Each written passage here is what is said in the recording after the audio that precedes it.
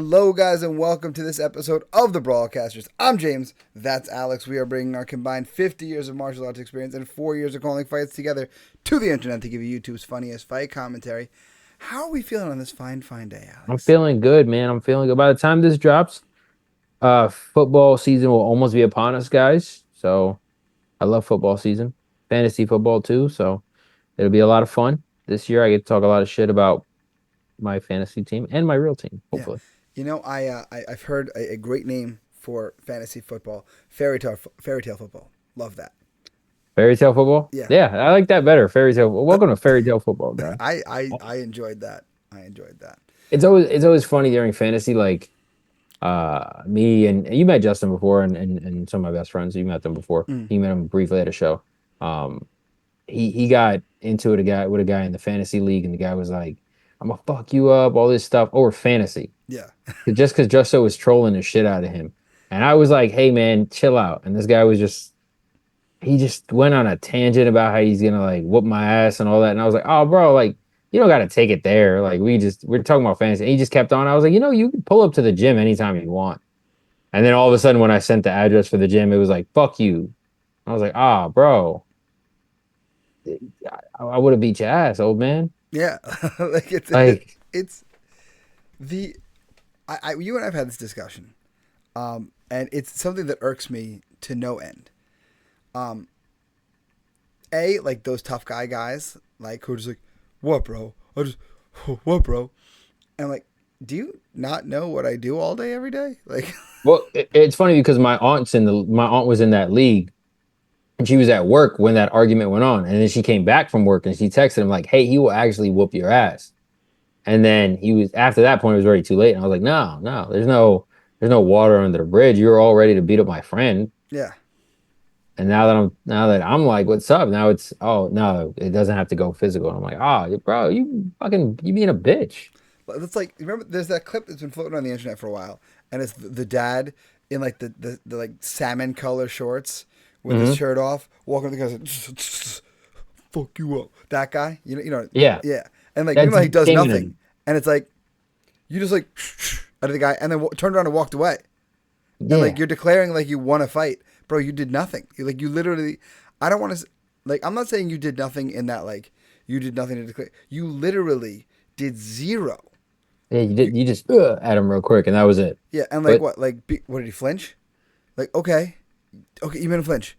You don't know, like, maybe he was going to flinch, and then he was going to let a right hand go, and you were going to get a right hand uncorked on you, and you went face down on the pavement in front of your kids.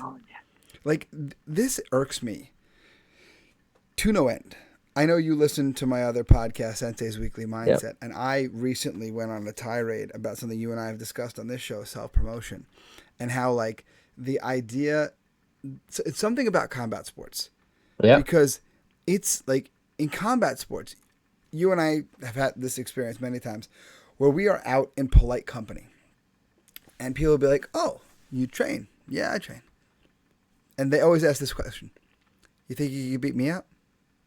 Every time. Bro.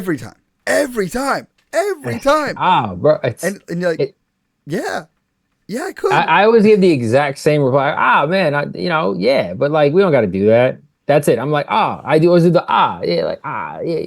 You know me well enough to know when I'm in an awkward moment, because I'll go like, like that's me. Like, I don't really want to do this right now. Like, man, chill. Yeah, because like, the thing that usually follows that is like, but I'm bigger than you. Yeah, but I'm bigger than you, or but I bench X, Y, and Z, and I'm like, cool, man, that's fucking great. And I'll usually just keep dissuading and be like, that's awesome, man, dope, awesome. Or I'll do I'm trying to be like you, like something like that. Like I'll do to just get away from the conversation. Never works. Never, because those guys works. They're like a dog with a bone. They're so convinced that they can just convince you that because they're bigger than you, that everything you've been training for your entire life won't work on them. It's like, and the way I've only learned how to just end that argument, I'm like, do you want to do it right now? You want to step outside or something? And sometimes the guy will be like, yeah, fuck it, let's go. And then other times they'll be like, nah, man, we're at a X, Y, and Z. Like, we're at a wedding or some shit. I'm like, oh, exactly. So what are we talking about right now? Yeah. Or I do the age old, hey man, just come by the gym. Exactly. Just come by the gym. Like it's so like I can't imagine, and it happens to the highest level fighters. Like Mike Tyson, for years, had to walk around with all the security around him because the people who were just coming up and like checking him, like, "What's up, man? You think you can take me?" Yes, he's Mike Tyson. Mike Tyson That's Mike Tyson, bro. Like, of course, yes, he can could take probably you. kill you with a punch. Let's be honest. That man, Yeah. like, he would make you look like Mechanic from the new Master Universe. Like, he would Yeah, fucking. head whipping around. You have no idea. Like, and then, yeah, bro. Like, do people walk up to Tiger Woods and be like, "You think you can beat me in golf?" I'm sure they do because there's always that one. No matter what sport I've learned, there's always that one guy that for some reason, and it ties in with the self promotion, that has just the utmost confidence, the confidence you wish you could buy. My Like I'll God. meet some of these guys, and I'm like, dude, I wish I had that confidence in my abilities. And then you'll see them roll, you see them train, and you're like, oof, that's fucking bad. Or you'll see them do a sport or something, you're like, oof, that's fucking bad. But then you hear them talk, and you're like, you got the confidence of a fucking Greek god, my boy. Like you are. I wish I had that confidence. You know what? The crazy thing is that insane confidence is so rarely rooted in reality. It's Yeah, so no, rarely it like you and I have like legit reason to feel good about our yeah, skills.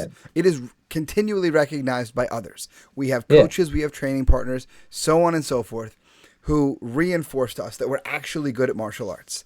yeah. And then we have people who have the opposite. They have zero training partners. They don't have a They're- coach. They go out and they lose fight after fight after fight, and they still talk like they're John Jones. And it's like, what? How do you, like you and I have? There's a few fighters. You and I have like passed back and forth the comment like, God, what I would do for like 50% of that confidence. I'm telling you, there's a few that I'm like, I'm sure if you guys all got in a room together, it'd be the weirdest confidence, ego stroking room ever. And there'd be no skill involved, but it would probably make a great Jerry Springer episode. The problem is, ego stroking involves me talking about how good you are and you talking about how good I am. Fair. None of They those guys do won't. that. They all No. talk about how good they are. That's why it'll be such a weird. It'll just be. I don't know. I'd love to just listen. Like, I don't know. Like, here's tangentially related. This past weekend, I was at my one of my, like, you know those family friends who are so close to you that you call their parents aunt and uncle? Yeah. Yeah, so I have a cousin like that, we'll call him. And love this dude to death, one of my closest friends in the world. Honestly, we see each other like twice a year. But if I called him right now, midnight, it's 12:30 right now as we're filming. If I called him right now, he's picking up his phone and whatever I need, he's got. Like, he's one of those people. Yeah. At his daughter's birthday party, we're all palling around and having a great old time. I grew up with this kid, like literally, like as close to me as brothers, like that. Yeah. The him and his brother, and like their sister, we all grew up together, super close. And like anytime we get together, it's like it's always been. His sister married this guy, and nice enough guy. I have not interacted with him that much, for where I can really have like a true whole, Like a real opinion a about major it. opinion of him. But he has got this incredibly annoying opinion, this annoying thing, I should say, that he does in his conversation, Okay. where no matter what you're talking about, somehow he finds a way to be an expert at it. Yeah. So I've met a lot of guys like that where they always have a way of, oh yeah, well my friend's cousin X one, like whatever, told me that this, or like, oh yeah, I've had experience doing that. Oh yeah, I used to do roofing. I did this. I did. I'm like, cool, bro. Cool. And like, here's a silly. This one got under my skin a bit because like, no, you fucking don't. Yeah. This is the short answer. So we were talking about raising kids, and Okay. him and his wife do not have children. Okay. You know, for whatever, I don't know the reason why they don't have children. Is what it is, right? Yeah. I do have children, and like, you know, my children are not mine biologically. We adopted them, all that. Yeah. Yeah. And so we're talking about like nature versus nurture, and I'm talking about like some of the things that we've done and set in place to like, you know, the nurture to try to make them better. And he's like, oh, well, you know, when you're raising a kid, I'm like, I do know about raising a kid, actually. And Yeah. you don't. It's a different experience. It's a lived experience, which is oftentimes the more value experience than reading it through a book, in my opinion. Exactly. And that's the thing. I don't think he even read a book. He's like, well, you know, my nephews. And this, I'm like, your nephews go home at the end of the day. That ain't the way that Yeah. works. Your nephews go home at the end of the day. You don't got to see them at the 24 hours a day. You don't got to deal with all the bullshit. Listen, my kids are my niece and nephew biologically. My nephew I used to see every summer, and we'd see multiple times a year, all the time. And it used to always be when he was just my nephew, that if I said boo, it was done. Yeah. Because I was the cool, kind of scary uncle that he saw a couple of times a year, and he didn't have like my buttons to push. He never saw me in the first thing in the morning without my coffee. Like, there was a different relationship. Now that I'm parenting him, as I have been for the past several years, now, that dude can push my buttons, and he knows he treats me more like he would treat a parent. And I'm like, bro, I'm still the guy who can kill you. You know that, right? Like, yeah, you gotta. We talk about it sometimes. I'm like, yeah, you gotta yoke him up, bro. You just gotta. I tell you, I bring him to a class with me Friday mornings now during the summer, and I try to get around with him every week, and usually it's playful, But like I'll like as we're warming up, and I'm like, so how am I gonna take you down today? Am I gonna foot sweep you? Am I gonna throw you? Am I gonna double leg? Yeah, like what am I gonna do? I'm like, what am I gonna do? I'm like, because whatever I want to do, you can't stop me. And then like I will take him down, and I'll get on top of him, or like he tried to outsmart me one week. He sat down and pulled guard. I was like, oh brother, you think this is gonna work for you? And I just passed his guard like a split second. And I like headquarters him right to a knee slice. Right over. I'm like, oh, you see, you're guarding. You're guarding shit, bro. You forget. I've taught you almost everything you know about martial arts. Then I get on top. I'm like, how should I submit you? I'm like, because anything I want, I'll whisper this, anything I want to do to you, I can, and you'll never be able to stop me. You got to start buggy choking him, man. Yeah. Well, that would involve me being on the bottom. You could buggy choke him from the top. You're right. I could, but it's it's a lot more demoralizing to just like completely immobilize every other part of his body and then just like push his elbow the wrong way with my fingertips. But buggy choke him from the back. That's the worst one. There's new life goals. I'll show you how to do it, and I got you. Send me a tutorial. But now we got a fight we got to break down here because we could talk about this kind of stuff all day. And I'll be honest, I've had this one in the tank for quite a while. But the names were giving us some a hard time here. Karthikeya Dubey and Parvez Khan. Khan. So we're just gonna do Dubey versus Khan, and we're gonna Dubey versus Khan. We're gonna see how this one pans out. I mean, it's interesting. We'll find out. I mean, I'm a little disappointed not a promotion attached to the name because that we do get a little excited. No, Warriors Dream Series. Well, the thing is, is that in the name? Yeah, so it's the name's amateur MMA fight, Warriors Dream Series 5 something. Interesting. Okay. Well, we'll see if we like Warriors Dream Series. We'll find out. Here we go. In 3, and 2, and 1. All right. Yeah. So okay, this we got to tell the tape, so I'm happy. So Dubey's red corner, Khan is blue corner. Okay. Looks like novice rule set too. And you know what else I see? Look on red corner. Uh-oh. UFC fight kit. Guys. Oh, shit. Okay, nice. Was that a question mark kick? That was a question mark kick. You do have some gusto behind it, too. I think this is in India, I'm going to be honest here, bro. Yeah, I'm based on the fact that everybody in attendance appears to be Indian, I would agree with you. And the channel that uploaded this is Locker Room India. So I'm going to go with India. Oh, shit. Wow. All right. You know what that uppercut looked like? Who's the like jacked guy who claims he fought for the Russian mob with the beard? King Azula? King Azuli, yeah. Did you see the sparring footage that came out of him? Yep. And he threw an uppercut that like almost hit him. That's what that uppercut reminded me of. That uppercut was from a fucking mile away. That was a video game uppercut. Exactly. I feel like he should have yelled Hadouken as he did it. Yeah, well, it'd be Shoryuken. Shoryuken's the uppercut. I know my Street Fighter, motherfucker. All right. Hadouken's the fireball. And now, also, we got to talk about that Street Fighter movie because it looks sick. It does. Ooh, good back and forth. Is that looking for an Uchimata here? Is Khan? Nice ride though. Yeah, good roll there. Oh man, what a scramble! Look at these guys. Oh shit, that was cool. That was good. Good job by both guys. Both guys are athletic. Really hard, really high level. Jesus Christ, Keith. Right when you said that he wings a shot from fucking. Yeah. Well, maybe the grappling side level. What's interesting to me is they're fighting in sparring gloves. Look at their MMA gloves. Well, some amateur rule sets do that. Yeah, I'm just not used to it because like again, like being in New York and stuff, we fight with, they're 4 heavier ounces. gloves. I think they're 8 ounces, but they're still, they're either six. Are they 6 ounces? They're not 4 ounces, right? I think they're 4 ounces. They are. Or they might be 6. It might be 6 ounces. It's not a huge difference, but lo and behold, it's the traditional MMA. These are ones you use for sparring. Yeah. Kushigarama judo throw there, but he's got his legs tied up here.